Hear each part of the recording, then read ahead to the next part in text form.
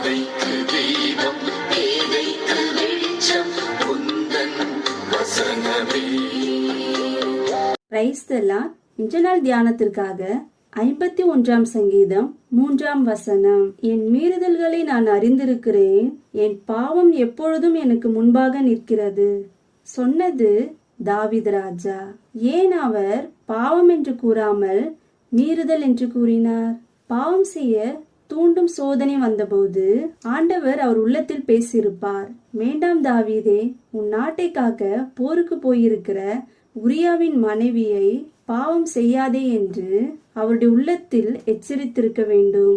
பாவம் செய்ய தாவீது தீர்மானித்து விட்டபடியால் ஆண்டவர் வார்த்தைக்கு செவி கொடுக்கவில்லை. மீறி தான் நினைத்தபடி பாவம் செய்தார். இப்பொழுதோ தேவன் நாத்தான் தீர்க்கதரிசி மூலமாக எச்சரித்த போது ஆண்டவர் எச்சரித்தும் மீறி போய் பாவம் செய்துவிட்டேனே என்று கதறினார். இதே நிலையில் ஆண்டவர் ஏற்றுக்கொண்டவர்களுடைய வாழ்க்கையிலும் சோதனை வரும்பொழுது எச்சரிப்பை கொடுக்கிறார்.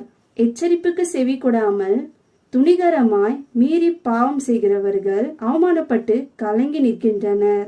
எனவே தெய்வ பிள்ளைகளாகிய நாம் மீறுதல்களை செய்யாதிருப்போமாக. ஆமென்.